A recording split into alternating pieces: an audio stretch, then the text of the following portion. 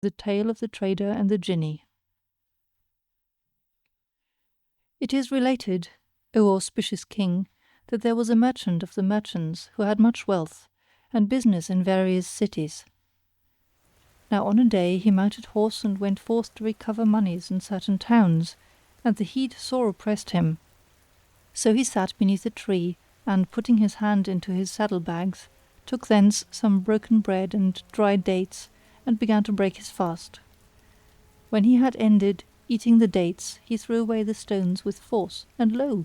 an Ifrit appeared, huge of stature, and brandishing a drawn sword, wherewith he approached the merchant and said, "Stand up that I may slay thee, even as thou slewest my son." Asked the merchant, "How have I slain thy son?" And he answered, "When thou atest dates, and threwest away the stones, they struck my son full in the breast as he was walking by, so that he died forthwith." Quoth the merchant, "Verily from Allah we proceeded, and unto Allah we are returning. There is no majesty and there is no might save in Allah, the Glorious, the Great. If I slew thy son, I slew him by chance medley. I pray thee now pardon me." Rejoined the Jinni, "There is no help, but I must slay thee." Then he seized him and dragged him along, and casting him to the earth, raised the sword to strike him. Whereupon the merchant wept and said, "I commit my case to Allah," and began repeating these couplets. Containeth time a twain of days, this of blessing, that of bane, and holdeth life a twain of halves, this of pleasure, that of pain. Cease not when blows the hurricane, sweeping stark and striking strong. None save the forest giant feels the suffering of the strain. How many trees earth nourisheth, of the dry and of the green, yet none of those which bear the fruits for cast of stone complain. Seest not how corpses rise and float on the surface of the tide, while pearls of price lie hidden in the deepest of the main. In heaven are unnumbered the many of the stars, yet ne'er a star but sun and moon by eclipse is o'erta'en. Well judgest thou the days that saw thy faring sound and well, and countedst not the pangs and pain whereof fate is never fain. The nights have kept thee safe, and the safety brought thee pride, but bliss and blessings of the night are genderers of bane. When the merchant ceased repeating these verses, the Jinni said to him, "Cut thy words short, by Allah, needs must I slay thee." But the merchant spake him thus, "Know, O thou Ifrit, that I have debts due to me, and much wealth and children and a wife and many pledges in hand, so permit me to go home and discharge to every claimant his claim, and I will come back to thee at the head of the new year. Allah be my testimony and surety that I will return to thee, and then thou mayest do with me as thou wilt, and Allah is witness to what I say." The Jinni took sure promise of him and let him go. So he returned to his own city and transacted his business and rendered to all men their dues, and after informing his wife and children of what had betided him, he appointed a guardian and dwelt with them for a full year. Then he arose and made the Wuzu ablution to purify himself before death, and took his shroud under his arm and bade farewell to his people, his neighbours and all his kith and kin, and went forth despite his own nose. Then they began weeping and wailing and beating their breasts over him, but he travelled until he arrived at the same garden, and the day of his arrival was the head of the new year. As he sat weeping over what had befallen him, behold, a Shaykh, a very ancient man, drew near leading a chained gazelle, and he saluted the merchant and wishing him long life said, "What is the cause of thy sitting in this place, and thou alone, and this be a resort of evil spirits?" The merchant related to him what had come to pass with the Ifrit, and the old man, the owner of the gazelle, wondered and said, "By Allah, O brother, thy faith is none other than exceeding faith, and thy story right strange. Were it graven with gravers on the eye corners, it were a warner to whoso would be warned." Then seating himself near the merchant, he said, "By Allah, O my brother, I will not leave thee until I see what may come to pass with thee and this Ifrit." And presently as he sat and the two were at talk, the merchant began to feel fear and terror and exceeding grief and sorrow beyond relief and ever growing care and extreme despair. And the owner of the gazelle was hard by his side, when behold, a second Shaykh approached them, and with him were two dogs, both of greyhound breed and both black. The second old man, after saluting them with the salam, also asked them of their tidings and said, "What causeth you to sit in this place, a dwelling of the Jann?" So they told him the tale from beginning to end, and their stay there had not lasted long before there came up a third Shaykh, and with him a she mule of bright bay coat, and he saluted them and asked them why they were seated in that place. So they told him the story from first to last, and of no avail, O my master, is a twice told tale. There he sat down with them, and lo! a dust cloud advanced, and a mighty send devil appeared amidmost of the waste. Presently the cloud opened and behold, within it was that Jinni, hending in hand a drawn sword, while his eyes were shooting fire sparks of rage. He came up to them and, hailing away the merchant from among them, cried to them, "Arise that I may slay thee, as thou slewest my son, the life stuff of my liver." The merchant wailed and wept, and the three old men began sighing and crying and weeping and wailing with their companion. Presently the first old man, the owner of the gazelle, came out from among them and kissed the hand of the Ifrit and said, "O Jinni, thou crown of the kings of the Jann, were I to tell thee the story of me and this gazelle, and thou shouldst consider it wondrous, wouldst thou give me a third part of this merchant's blood?" Then quoth the Jinni, "Even so, O Shaykh, if thou tell me this tale and I hold it a marvellous, then I will give thee a third of his blood." Thereupon the old man began to tell the first Shaykh's story.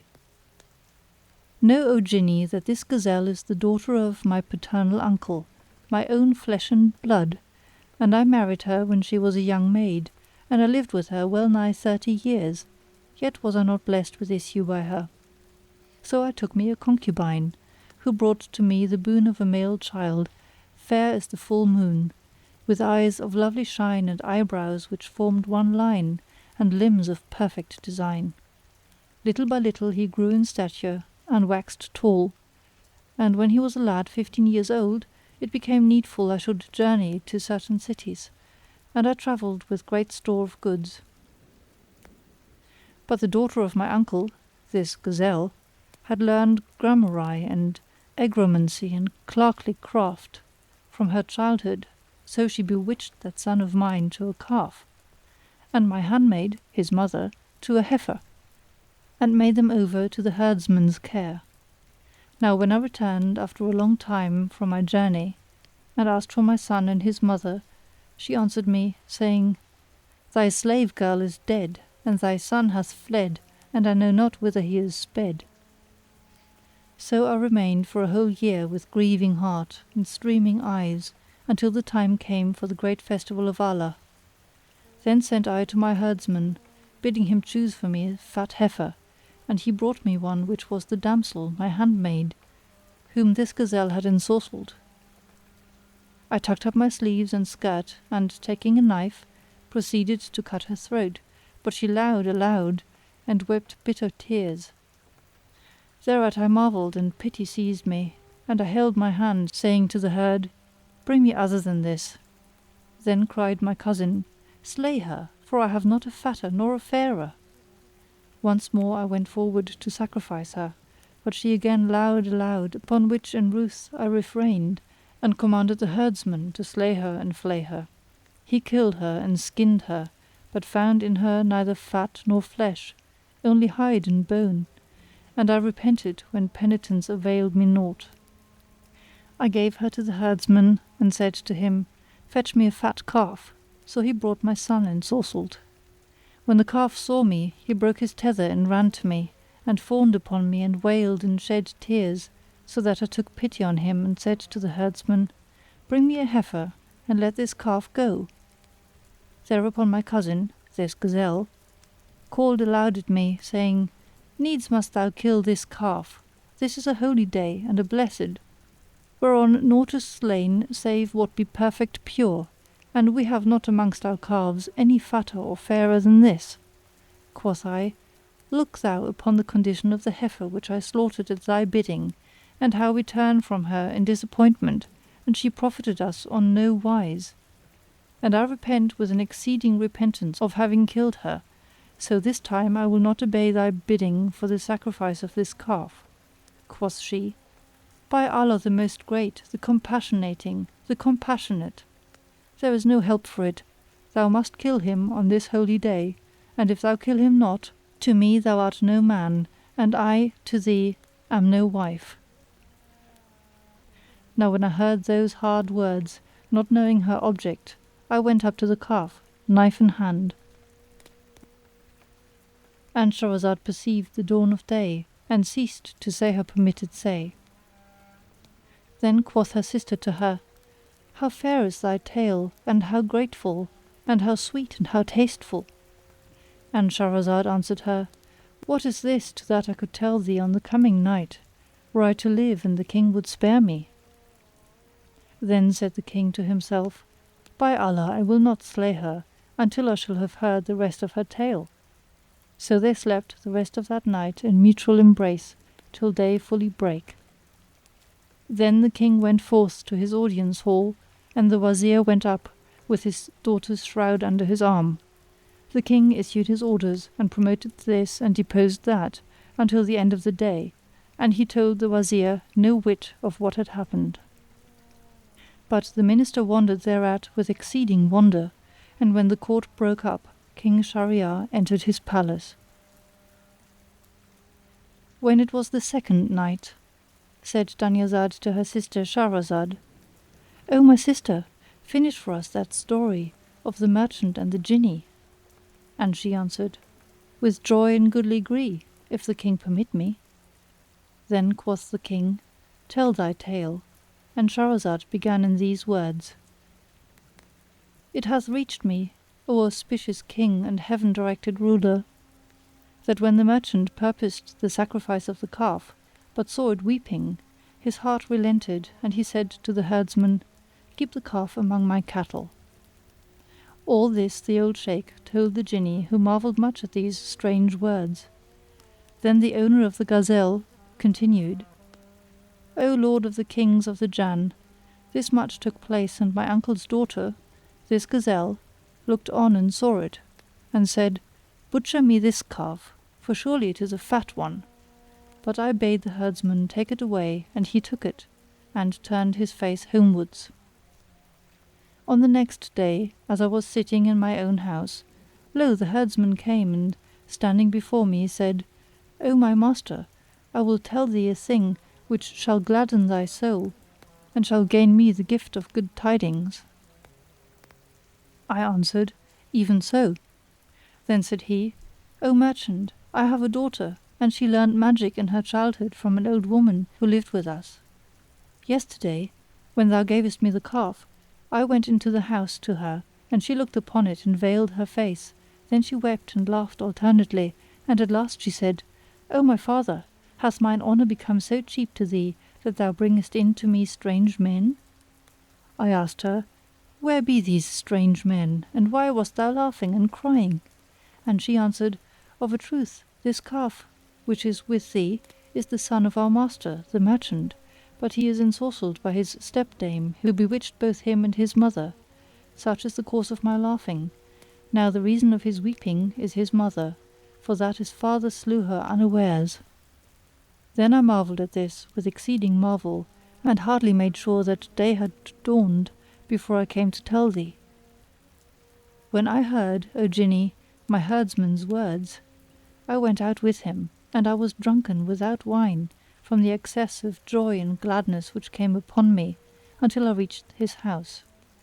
There his daughter welcomed me and kissed my hand, and forthwith the calf came and fawned upon me as before. Quoth I to the herdsman's daughter, Is this true that thou sayest of this calf? Quoth she, Yea, O my master, he is thy son, the very core of thy heart. I rejoiced and said to her, O maiden, if thou wilt release him, thine shall be whatever cattle and property of mine are under thy father's hand. She smiled and answered, O my master, I have no greed for the goods, nor will I take them save on two conditions. The first, that thou marry me to thy son, and the second, that I may bewitch her who bewitched him, and imprison her, otherwise I cannot be safe from her malice and malpractices. Now when I heard, O Jinni, these, the words of the herdsman's daughter, I replied, Beside what thou askest, all the cattle and the household stuff in thy father's charge are thine, and as for the daughter of my uncle, her blood is lawful to thee. When I had spoken, she took a cup and filled it with water. Then she recited a spell over it and sprinkled it upon the calf, saying, If Almighty Allah created thee a calf, remain so shaped, and change not. But if thou be enchanted, return to thy whilom form, by command of Allah Most Highest. And lo, he trembled and became a man. Then I fell on his neck and said, Allah upon thee, tell me all that the daughter of my uncle did by thee and by thy mother. And when he told me what had come to pass between them, I said, O my son, Allah favoured thee with one to restore thee, and thy right hath returned to thee. Then, O Jinni, I married the herdsman's daughter to him, and she transformed my wife into this gazelle, saying, Her shape is as comely and by no means loathsome. After this she abode with us night and day and night, till the Almighty took her to Himself. When she deceased, my son fared forth to the cities of Hind, even to the city of this man who hath done to thee what hath been done. And I also took this gazelle, my cousin, and wandered with her from town to town, seeking tidings of my son, till destiny drove me to this place, where I saw the merchant sitting in tears. Such is my tale. Quoth the Jinni, This story is indeed strange, and therefore I grant thee the third part of his blood. Thereupon the second old man, who owned the two greyhounds, came up and said, O Jinni, if I recount to thee what befell me from my brothers, these two hounds, and thou see that it is a tale even more wondrous and marvellous than what thou hast heard, wilt thou grant me also the third of this man's blood? Replied the Jinni, Thou hast my word for it, if thine adventures be more marvellous and wondrous. Thereupon he thus began the second Shaykh's story.